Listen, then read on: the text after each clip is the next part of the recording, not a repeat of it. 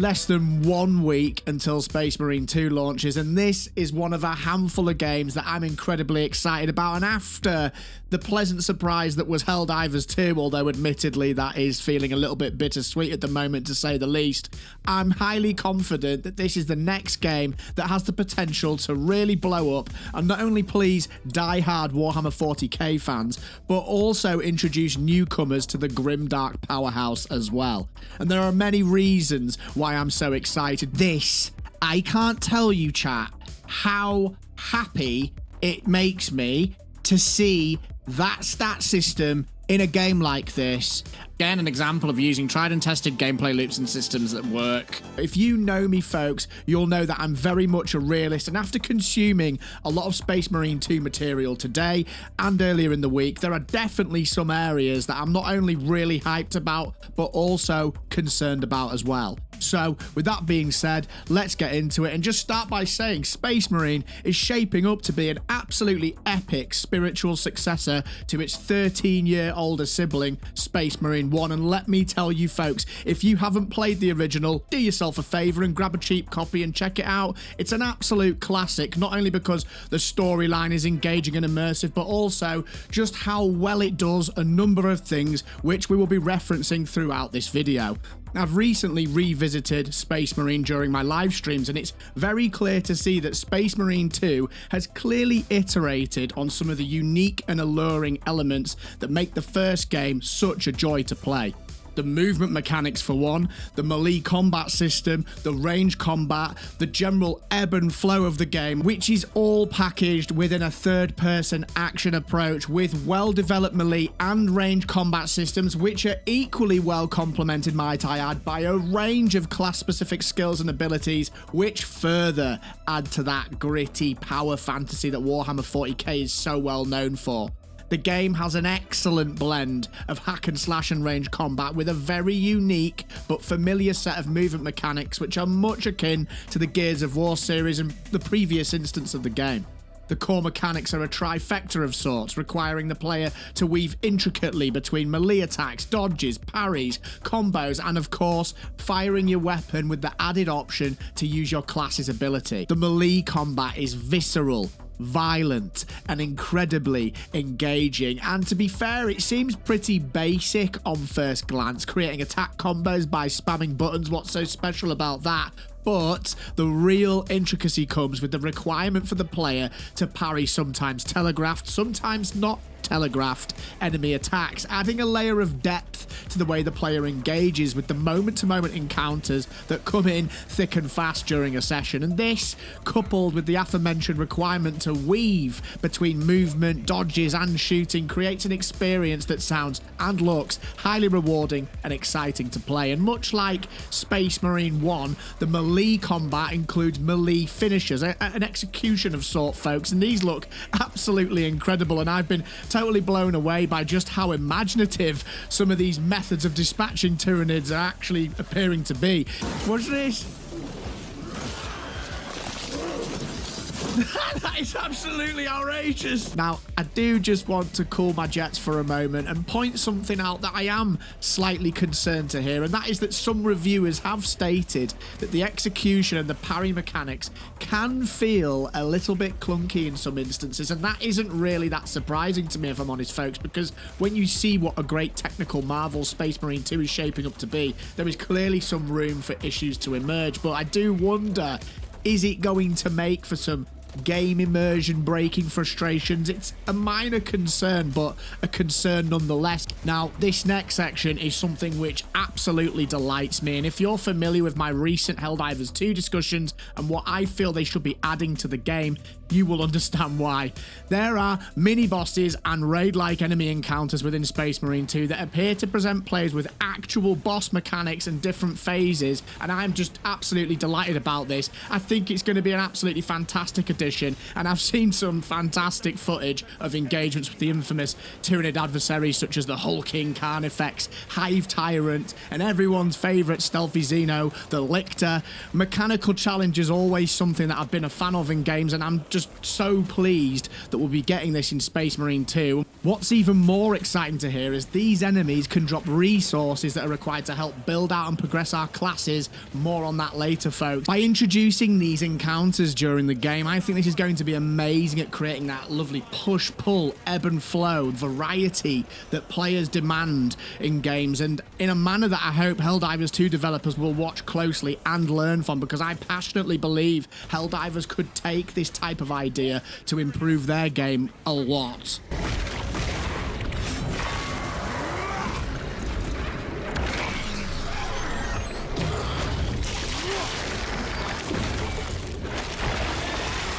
We demolished that Carnifex, brothers.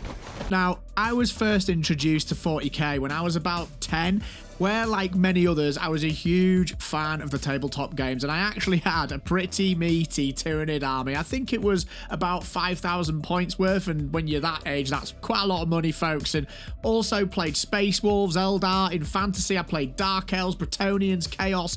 I also had a serious addiction to Necromunda at one point, and seemed to remember doing pretty well in a locally run tournament with my Delac gang. And I haven't played the tabletop game since my teens, and I tend to get my Warhammer fix now from video games. And with that being said, I do not claim in any way, shape or form to be a lore expert. My knowledge is minimal in that regard, actually, but the reason I'm sharing this little anecdote is because I know there will be people out there who are even less well informed than me, and I know for a fact this could be quite off-putting just because of how obsessed some people are with Warhammer 40k as a whole. And if that's you, trust me, just do it. No matter what depth you engage with it in, that's one thing for certain folks, it's absolutely epic. And once you start delving into the 40k aesthetic and universe, you will not look back. This game has been made with around, I think, 35 years of lore behind it, and it really shows when you play any well-done video game iteration. There's just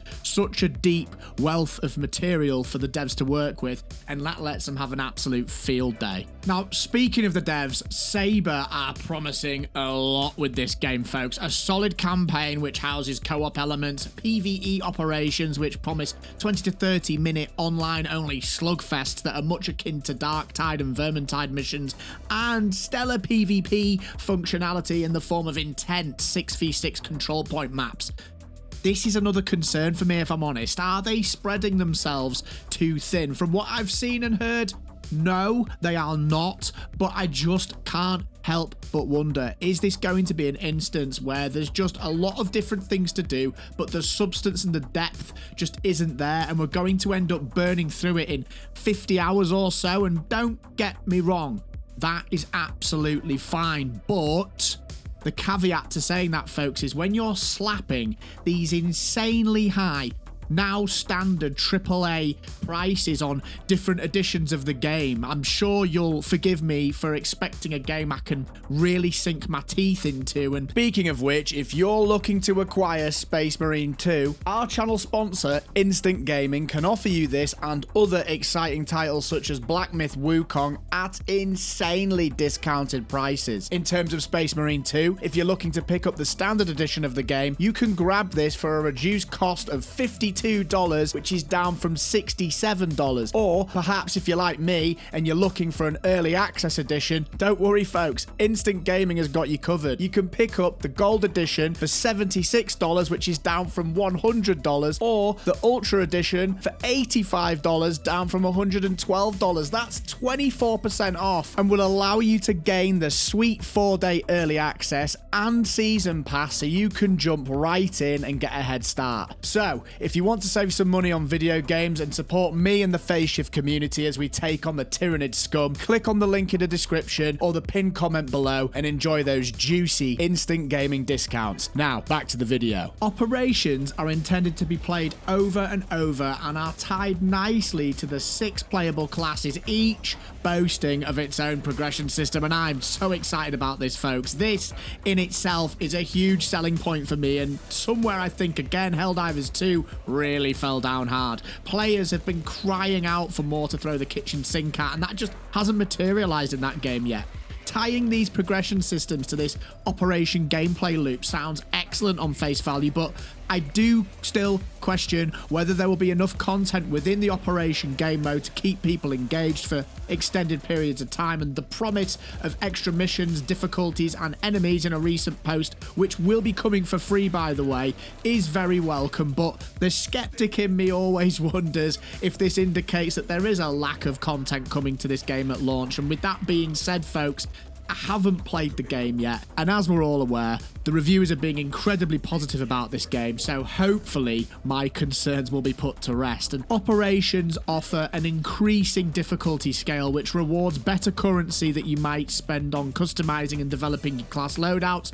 This is what has me perhaps the most intrigued about the whole package, folks. The ability to build craft and theory craft is mine and many other players' jam, and I couldn't be more pleased that this is in the game and is going to be an element that we can focus on. I can't wait to start making builds for different roles and mission types and discussing with my friends different squad setups to tackle the most challenging and relentless content the game has to offer. This, I can't tell you, chat, how happy it makes me to see that stat system in a game like this.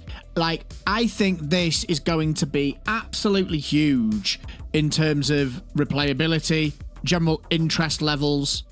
It's absolutely massive, and I feel like this is something that Helldivers have dropped the ball with quite substantially. I feel like if they'd have been a little bit more open about the stat system in the game and given us things like the workbench from Helldivers 1 to customize our weaponry and have different types of weapons, or perhaps upgrade paths, that kind of thing, we'd be in a different position just in terms of like the kind of the things that we can actually do. Now, let me cool my jets for a moment again and just say I am also a bit concerned about this area. Some reviewers are stating that the build and loadout elements can be seen to be more on the lighter side, but we'll have to see again what the true impact of this is. And I think it would be such a shame if this wound up being one of those systems where player choice actually makes very minimal impact overall in the ability to craft loadouts and builds. And again, time will tell here, but one thing is for sure, the gameplay loop sounds really fun, and that in itself has me incredibly hopeful.